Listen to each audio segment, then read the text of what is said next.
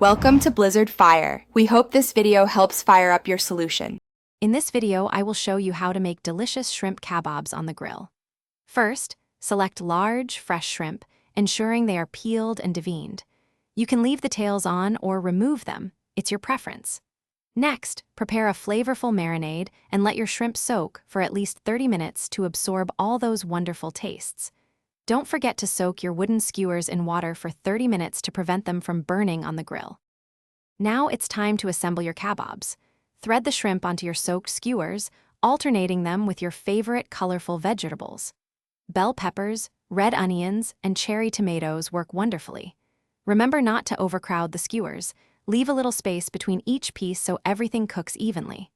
Also, try to cut your vegetables into similar sizes to ensure uniform grilling and perfect tenderness. Hey everyone, if you're finding these grilling tips helpful, please hit that subscribe button and give this video a like. And on another note, after all that delicious grilling, you don't want your car smelling like a seafood feast. Grab a little Tree's Black Ice air freshener to keep your ride smelling fresh and clean. Check the description below for the link and other great deals. Now let's get back to the video. With your kabobs assembled, it's time to hit the grill. Preheat your grill to a medium-high temperature, aiming for around 400 degrees Fahrenheit. Place the kabobs directly on the grates and cook for about 2 to 3 minutes per side.